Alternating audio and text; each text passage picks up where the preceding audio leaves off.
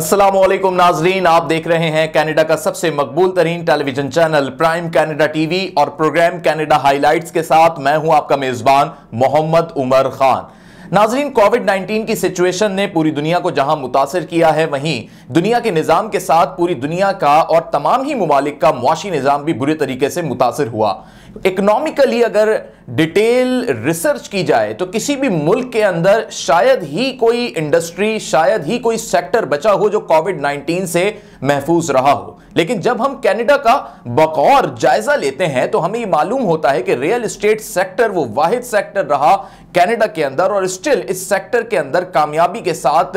Growth बढ़ रही है। और ना सिर्फ कामयाबी के साथ ग्रोथ बढ़ रही है बल्कि रियल एस्टेट सेक्टर के अंदर कोविड-19 की वजह से कोई ऐसे इंप्रेशंस नहीं मिले कि यह कहा जाए कि यह सेक्टर ये दीगर इंडस्ट्रीज की तरह मुतासिर हुआ हो। इसके पीछे क्या वजूहात रही होंगी, लेकिन उससे कबल मैं आपको सबसे पहले यह बताऊं कि पूरे साल का जायजा लेने के बाद यह मालूम हुआ है कि रियल एस्टेट सेक्टर में कनाडा में 10% ग्रोथ में इजाफा हुआ है, और यह एक तरीके की लॉन्ग टर्म एवरेज का डबल करार दिया जा रहा है, यानी दुगना इजाफा करार दिया जा रहा है। अगर इन डिटेल में जाऊं तो जो रिपोर्ट्स हमारे सामने मौजूद हैं उसके मुताबिक सिंगल फैमिली होम की जो इस वक्त रिक्रिएशनल मार्केट है वो 11.5% इजाफे के साथ आगे दिखाई दे रही है, और उसमें तकरीबन $4,53,046 का इजाफा हुआ है। और दूसरी जानिब वाटर फ्रंट प्रॉपर्टी की अगर हम रेट्स का जायजा लें तो उसमें 13.5% इंक्रीमेंट हुआ है, और वहां पर रेट्स हमें $4,98,111 दिखाई दे रहे हैं। कैसे यह मुमकिन हुआ कि कोविड-19 ने तमाम ही सेक्टर्स को बुरे तरीके से मुतासर किया हो, लेकिन कोविड-19 की वजह से रियल एस्टेट सेक्टर महफूज रहा, और इसके पीछे क्या वजूहात रहीं, इस पर हम तफसीली गुफ्तगू करेंगे। और हमारे साथ आज जो शख्सियत मौजूद है क्यूबिक से हमारे साथ मौजूद है। बराह रास्त आप रियल एस्टेट ब्रोकर हैं और रॉयल लेपेज के साथ आप मुंसलिक हैं। हमारे साथ बराह रास्त मौजूद हैं जनाब मुनीर अहमद साहब। बहुत शुक्रिया मुनीर साहब प्राइम कनाडा टीवी को वक्त देने के लिए। आज के हमारे इस मौजू से मुताल्लिक सबसे पहला मेरा आपसे सवाल यह है कि कोविड-19 में इस वक्त की जो सिचुएशन है रियल एस्टेट सेक्टर की कनाडा के अंदर, उसका करंट स्टेटस आप क्या देख रहे हैं? The current state, the graph is going very high in real estate because of a lot of immigrants which are you could say from China, Syria, Iraq, all the some war zones areas. The people are coming with the money, and and the local people also like downsizing, upsizing. किसी ने कोई मकान कोई छोटा है तो बड़ा लेना है मकान, या कोई किसी के पास बड़ा है तो बच्चे कहीं मूव हो गए हैं तो वो डाउन साइज करना चाह रहे हैं। So that's way locally it's working, but most of the immigrants जो दूसरे शहरों से आ रहे हैं, लाइक पहले टोरंटो जो है इट वाज बूमिंग, लेकिन यह है कि फिर टोरंटो की बजाय इधर मॉन्ट्रियल में भी पिछले साल डेढ़ साल में prices it went very high here to, and that's way it's going. और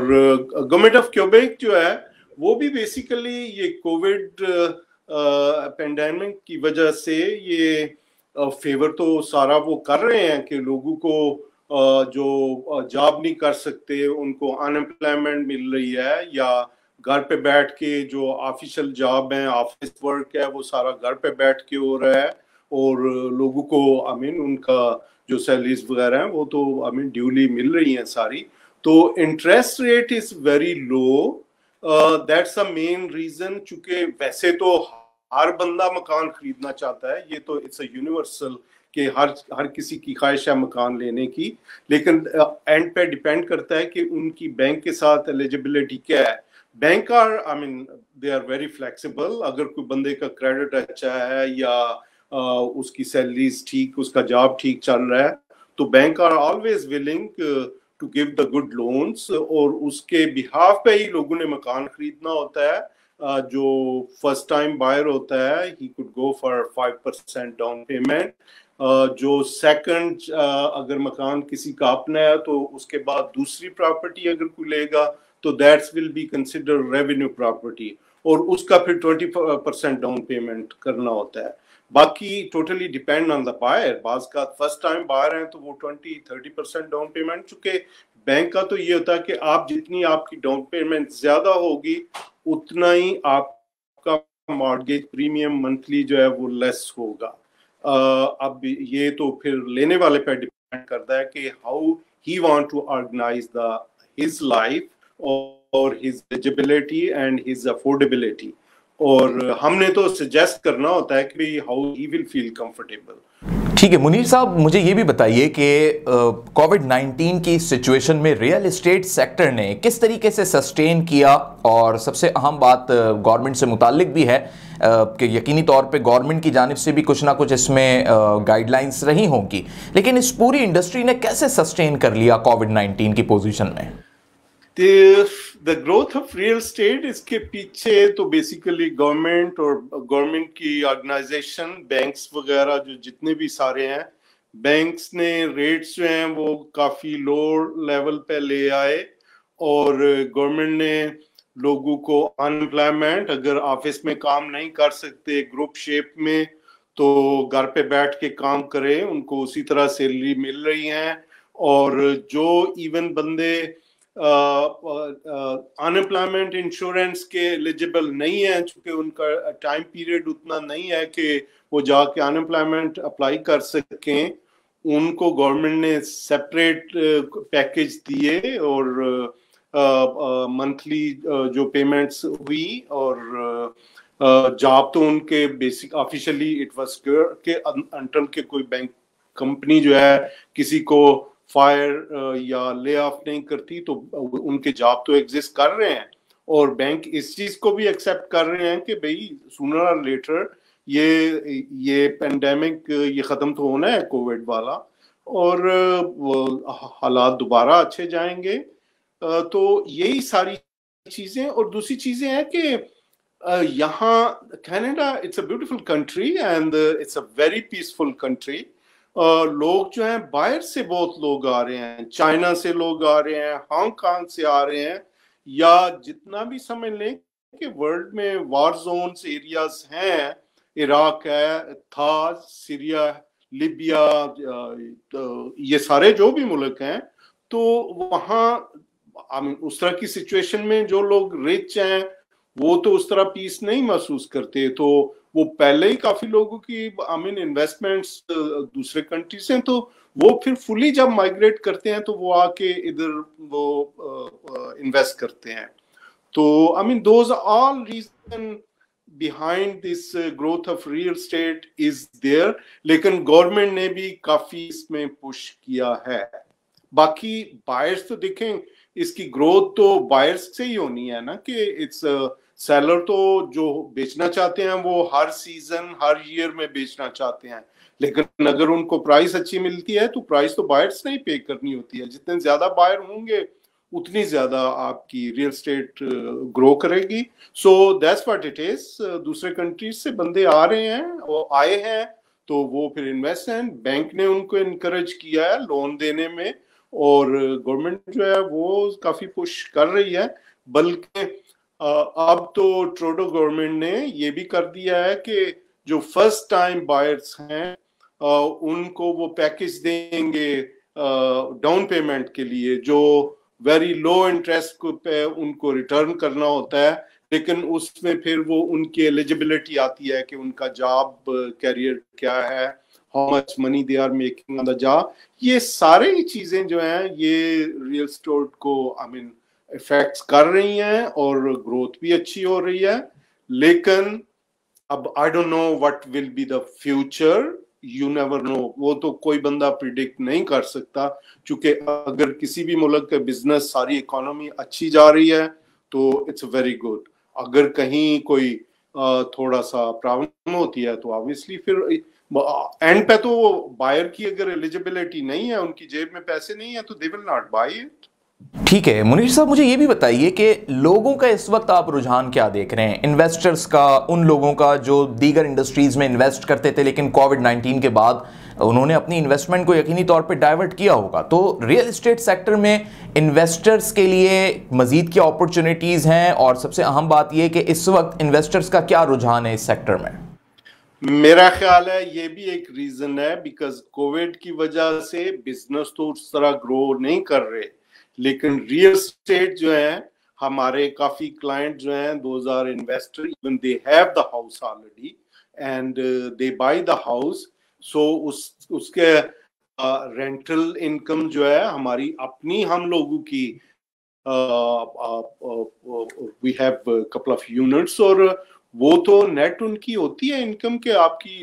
جو کرایہ برائے آ رہے ہیں، اگر دوسرا کوئی بزنس ہے تو اس میں تو نہیں کچھ، اگر نہیں اچھا جا رہا تو obviously رینٹل انکم تو آپ کی ہوگی. تو اس وجہ سے جن کے پاس اتنا پیسہ پڑا ہوا ہے لوگوں کو، ویسے لوکل بندے جو ہیں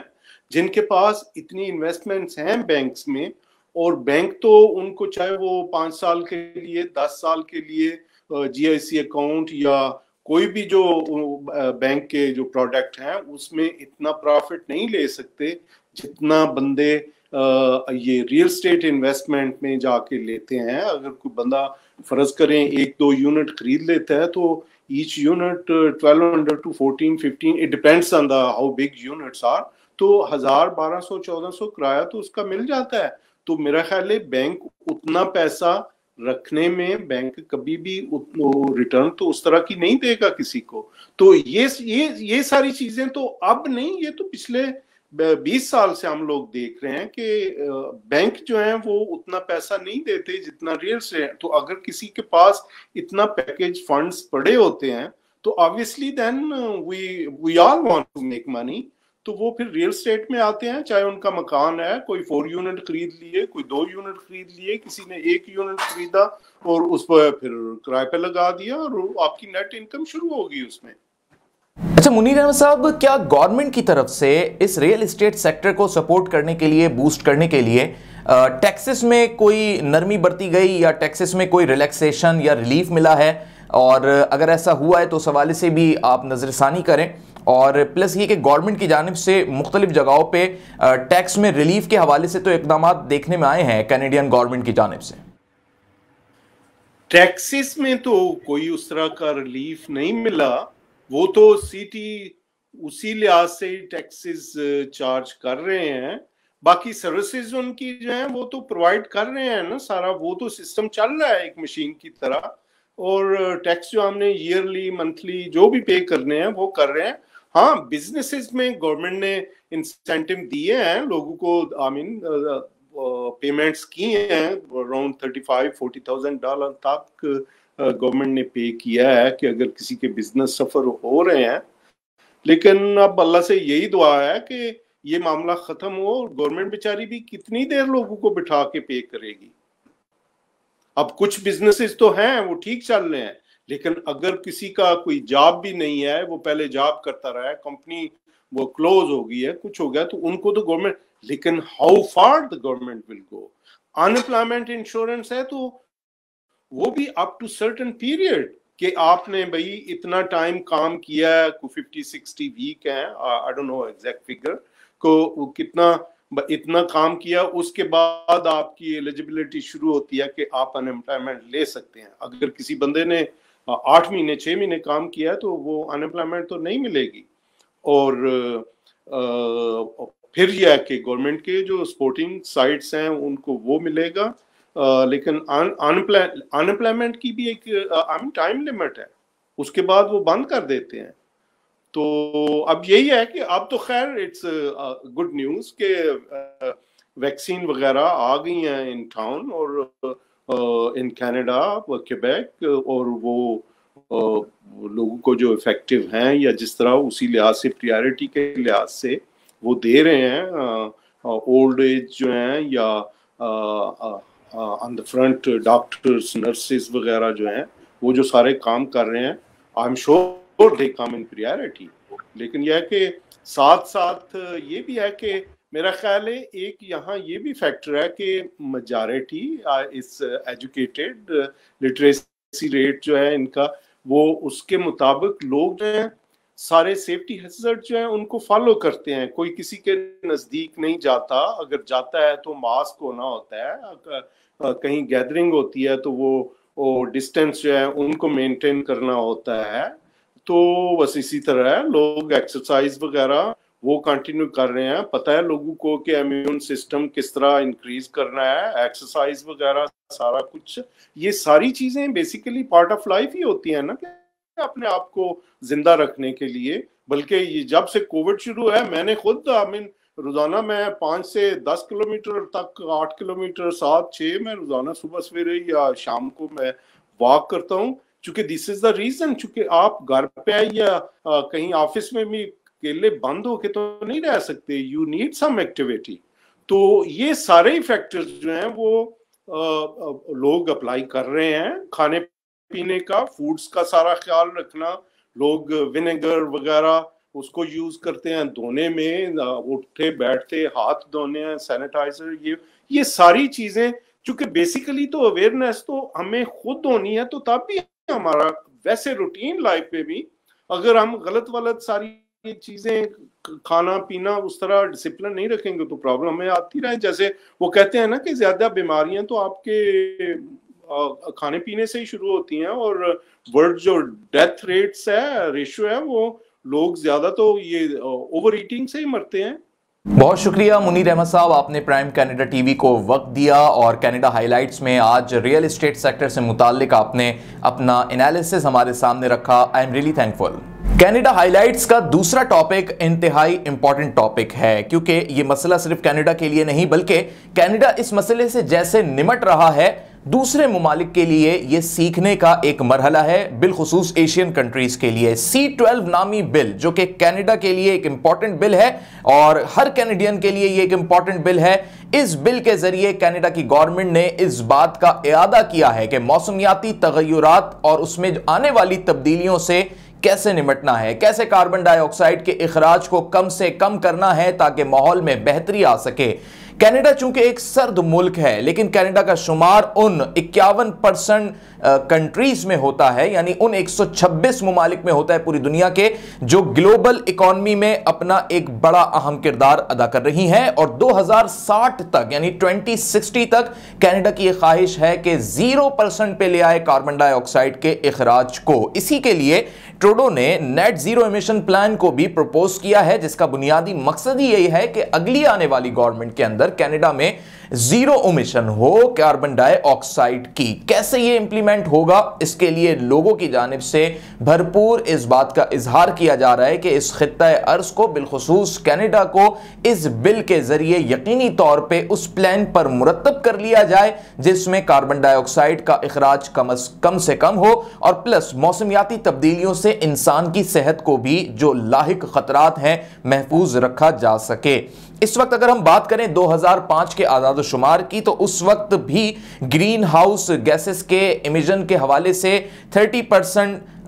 بلو ریٹ دیکھنے میں آیا تھا, اور کہا یہ جا رہا تھا کہ 730 میگا ٹنز کے قریب 2005 میں ان گیسز کا اخراج ہوا ہے, اور ان گرین ہاؤس گیسز کی وجہ سے ماحول پہ جو اس کے منفی اثرات پڑتے ہیں اس کا بلا واسطہ لوگوں کی صحت پر اثر پڑتا ہے. 2030 تک پوری کینیڈا کی گورنمنٹ کا یہ پلان ہے کہ یہ جو 730 میگا ٹنز امیشن ہو رہی تھی یعنی گیس کا اخراج ہو رہا تھا اسے کم کیا جائے, اور 2030 تک اس کو کم کرتے کرتے 511 میگا ٹنز تک لایا جائے گا. دسمبر 2019 کے اگر اعداد و شمار کا ذکر کریں تو کینیڈا نے بھرپور اس پر ایک لائے عمل ترتیب دیا, اور جس طریقے سے منظم انداز میں کام کیا گیا, جو پالیسیز اپنائی گئیں, 35% گیس کے اخراج میں کمی آئی اور 77 میگا ٹنز کے قریب یہ کمی واقع ہوئی ہے. بل C-12 اسی حوالے سے ہے کہ کس طریقے سے اس گیپ کو مزید کم کیا جا سکتا ہے اور کیسے کینیڈا اپنے ان پالیسی کے اہداف کو حاصل کر سکتا ہے. کینیڈا ہائی لائٹس کا تیسرا ٹاپک بھی انتہائی اہم ہے اور وہ ریلیٹڈ ہے کینیڈا کے ایک بل C-7 کے حوالے سے. بل C-7 ہے کیا, پہلے اس کو سمجھنے کی ضرورت ہے. بل C-7 ایک ایسا بل ہے جس میں ان لوگوں کے لیے ایک طریقے کی سہولت ہے جو جینا نہیں چاہتے یا میڈیکلی طور پہ ان کو یہ اسسٹنس فراہم کی جائے کہ اگر وہ اپنی زندگی کے اندر یہ فیصلہ کرتے ہیں کہ انہیں مر جانا ہے, یا ان کے اہل خانہ یہ فیصلہ کرتے ہیں کہ اب انہیں طبی موت دے دی جائے. اس حوالے سے ایک لبرل ایم پی نے جو کہ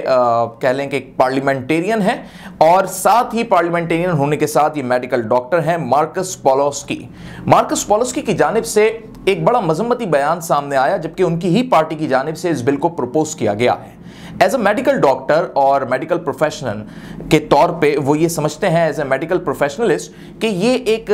بہتر اقدام نہیں ہے، اور بل C7 ایک طریقے کی ایک ایسی خلاف ورزی ہے جو انسانی اصولوں کی خلاف ورزی ہے، لہٰذا انہوں نے یہ فیصلہ کیا ہے کہ وہ اس بل کے حق میں نہیں بلکہ اس کے خلاف ووٹ دیں گے۔ اگر میں پالیسی کا آپ کو حوالہ دوں تو انہوں نے کینیڈا، افریقہ اور ساؤتھ پیسیفک میں اپنی میڈیکل پریکٹس کی ہے، ماسٹرز ڈگری انہوں نے حاصل کی ہے، اور ہیلتھ پالیسی میں ان کا بڑا اہم کردار رہا ہے۔ ساتھ ہی ہیلتھ کے حوالے سے جو لا اینڈ پالیسی میکنگ ہے ورلڈ ہیلتھ آرگنائزیشن کی اور مختلف گورنمنٹس کی، اس میں بھی یہ شامل رہے ہیں، لہٰذا ان کا یہ ایک بڑا واضح طور پہ ایک نظریہ ہے اور یہ ایک سوچ ہے کہ بل C7 کی حمایت نہیں ہونی چاہیے، جبکہ ان کی ہی پارٹی نے اس بل کو پروپوز کیا ہے، اور اس بل میں واضح طور پہ یہ لکھا ہوا ہے کہ کس طریقے سے میڈیکل اسسٹنس فراہم کی جا سکتی ہے کسی بھی شخص کو طبی موت دینے میں، یہ چاہے اس کی ولنگ کے مطابق ہو یا اس کے اہل خانہ کی جانب سے یہ فیصلہ کیا جائے کہ اب اس شخص کو یہ موت دے دی جائے۔ بل C7 کے حوالے سے آپ کو میں یہ بھی بتاؤں کہ اس کی مخالفت میں کیوں مارکس پولوسکی نے اپنا رویہ اپنایا یا اپنا اسٹیٹمنٹ دیا، اس کی بیسک وجہ یہ بھی تھی کہ کووڈ-19 کی وجہ سے لوگ اس وقت اپنی صحت عامہ یا لاک ڈاؤن کی وجہ سے گھر میں محصور ہو کر یا کسی بھی وجہ سے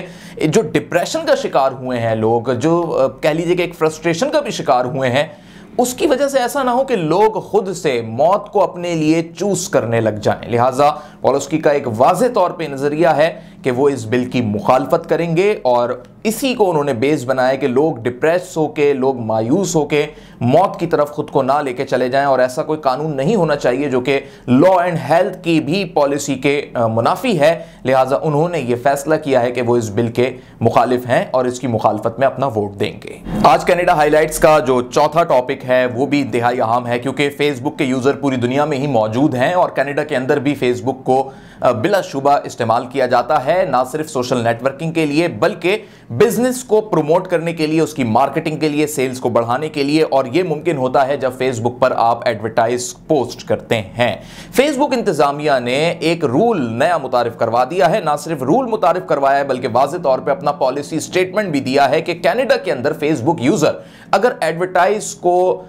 پوسٹ کرتے ہیں تو اس میں ڈسکریمنیشن نہیں ہونی چاہیے، کیونکہ اس بات کو بے حد نوٹ کیا گیا ہے فیس بک انتظامیہ کی جانب سے کہ کینیڈا میں جن چیزوں کو ایڈورٹائز کیا جا رہا ہے اس میں ڈسکریمنیشن ہو رہی ہے۔ کس چیز کی یہ ڈسکریمنیشن ہو رہی ہے؟ یہ ڈسکریمنیشن ہو سکتی ہے جینڈر کی، ایج کی، پوسٹل کوڈ کی، اور کس کس چیز کے ایڈورٹائز سب سے زیادہ جو ہیں پروموٹ ہوئے ہیں یا مارکیٹ ہوئے ہیں کینیڈا سے، وہ ہے جابس، ہاؤسنگ اور کریڈٹ سروسز کے حوالے سے۔ لہٰذا اب فیس بک یوزر جو کینیڈا میں موجود ہیں اپنے بزنس کو پروموٹ کرنے کے لیے اگر وہ مارکیٹنگ کے پرسپیکٹو میں کسی بھی چیز کا ایڈورٹائز پوسٹ کرتے ہیں تو انہیں اس بات کا خیال رکھنا ہوگا کہ gender, age, postal code, even location, اس کی ڈسکریمنیشن نہ ہو، تاکہ اس بات کو بیلنس رکھا جا سکے۔ اور یہی فیس بک کینیڈا کے جو پالیسی میکرز ہیں، جو ان کی انتظامیہ ہے، یعنی جو head of public policy for Facebook in Canada ہیں، کیون چین کی جانب سے واضح طور پہ یہ سٹیٹمنٹ دیا گیا ہے، اور انہوں نے اس حوالے سے کچھ اعداد و شمار بھی جاری کیے ہیں جس میں انہوں نے کہا کہ ہماری ایڈ لائبریری میں 620 اس قسم کے کیسز لسٹڈ ہیں مونٹریال سے،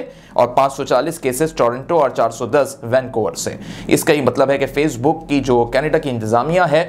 وہ اس چیز کو بے انتہا کلوزلی مانیٹر کر رہی تھی، اور اب انہوں نے واضح طور پہ نیکسٹ ایڈ پوسٹنگ کے لیے اپنی ایک پالیسی بتاتی ہے تاکہ لوگ اگر ایڈورٹائز کریں تو ڈسکریمنیشن کا خیال رکھیں کہ کسی بھی ایڈ میں ڈسکریمنیشن نہ ہو۔ اور آج کینیڈا ہائی لائٹس کا آخری ٹاپک کووڈ-19 کے حوالے سے ہے۔ کووڈ-19 کے تازہ اعداد و شمار ہم آپ کو بتائیں گے، جس میں البرٹا کے حوالے سے اگر میں آپ کو بتاؤں تو اس وقت پوری دنیا کے اندر ہم یہ دیکھ رہے ہیں کہ جہاں یو ایس نے 15 ملین کیسز کے ساتھ اپنے آپ کو سر فہرست پہ رکھا ہوا ہے، اور یو ایس جو ہے اس وقت بے انتہا متاثر، اس کے مقابلے میں کینیڈا کی حالت بتدریج بہتر ہے، لیکن کینیڈا کے کچھ پروونسز ایسے ہیں جہاں پر سچویشن بگڑتی ہوئی دکھائی دے رہی ہے۔ اگر میں بات کروں البرٹا کی، جہاں پر 1727 نئے کیسز رپورٹ ہوئے ہیں، اور ان 24 گھنٹوں کے دوران 9 مزید اموات ہو چکی ہیں، اور اب تک 20,388 ایکٹیو کیسز رپورٹ ہوئے ہیں टोटली तौर पे अल्बर्टा से, जहां पर 654 लोगों को यानी मरीजों को, कोविड-19 के पेशेंट्स को आईसीयू में भी मुंतकिल किया गया है। और मजमूई तौर पर ये वो आदाद-ओ-शुमार हैं और गुज़िश्ता एक हफ्ते के अंदर जो आदाद-ओ-शुमार सामने आए उसमें 112 अफराद के आईसीयू में मुंतकिल होने की इतलात मौसूल हुई हैं। अगर अक्टूबर के लास्ट वीक से हम देखें, जो हॉस्पिटलाइज हुए हैं लोग, उनकी तादाद में 600% इजाफा होता हुआ दिखाई दिया है। और जो इस पूरे प्रोविंस के जो ताज़ा आदाद-ओ-शुमार में जो नए केसेस हैं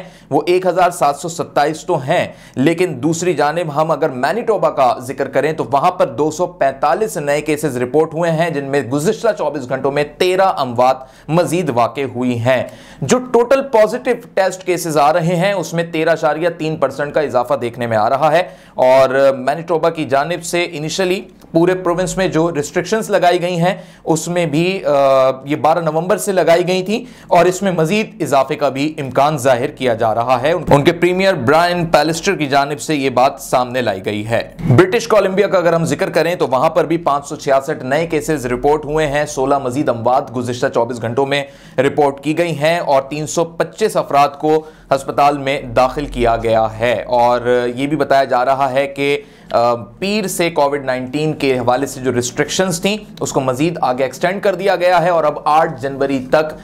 वो रिस्ट्रिक्शंस रहेंगी। दूसरी जानिब ये भी कहा जा रहा है कि किसी भी किस्म के लोगों के मेल जोल को, घरों में आने जाने को बैन कर दिया गया है ताकि मजीद केसेस में इजाफा ना हो। और अगर हम बात करें सैस्कैचुवान की, जहां पर 183 नए केसेस कोविड-19 के रिपोर्ट हुए हैं और 6 मजीद अमवात हो चुकी हैं। और अब तक की किसी भी एक दिन में सबसे ज्यादा जो अमवात रिकॉर्ड की गई हैं वो इन गुज़िश्ता इसी हफ्ते के अंदर यानी गुज़िश्ता रोज में रिकॉर्ड की गई, यानी 6 अफराद का एक दिन में लुक़्मा अजल बन जाना सैस्कैचुवान के अंदर सबसे ज्यादा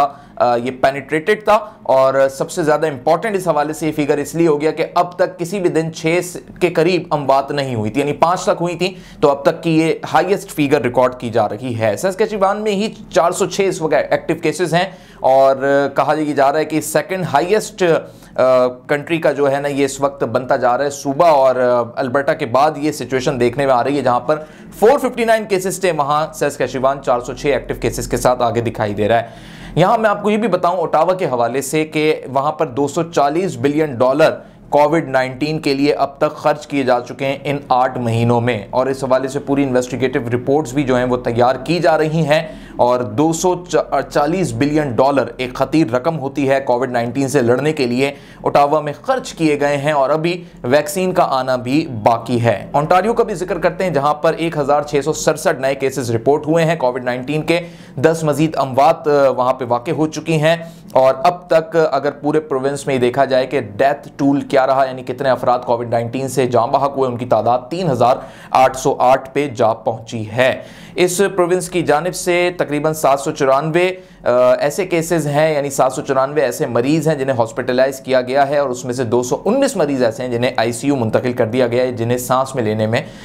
सांस लेने में बेइंतहा दुश्वारी का सामना था। कोविड-19 के हवाले से ही क्यूबिक का भी जिक्र कर लेते हैं, जहां पे 1564 नए केसेस और 36 इजाफी अमवात के बाद इस वक्त डेथ टूल पूरे प्रोविंस में 7313 पे जा पहुंचा है, यानी अब तक मजमूई अमवात 7313 हो चुकी हैं। 835 अफराद हॉस्पिटलाइज हुए हैं और 114 अफराद ऐसे हैं जिन्हें सांस लेने में दुश्वारी के बाइस आईसीयू मुंतकिल कर दिया गया है। न्यू फाउंडलैंड और लैब्राडोर में भी नए केसेस रिपोर्ट हुए हैं, लेकिन बेइंतहा कम तादाद है। और प्रीमियर एंड्रियो फॉरे की जानिब से मंडे को ये बताया गया था कि जो नए केसेस रिपोर्ट हो रहे हैं उसको बेइंतहा गौर व खौस के साथ देखा जा रहा है ताकि मजीद केसेस में इजाफा ना हो। न्यू ब्रंसविक में भी 5 नए केसेस रिपोर्ट हुए हैं और नोवा स्कॉटिया में भी 7 मजीद केसेस रिपोर्ट हुए हैं। ये मजमूई तौर पे कनाडा के उन तमाम तर प्रोविंसेस की सूरत हाल है जो कोविड-19 से एक मुतासरा सूरत हाल है। लोगों की अमवात, नए केसेस यानी लोगों के टेस्ट पॉजिटिव आना और हॉस्पिटलाइज होना और फिर आईसीयू तक पहुंचना, ये वो आदादो शुमार हैं जो आज कनाडा हाइलाइट्स में हमने आपके सामने रखे।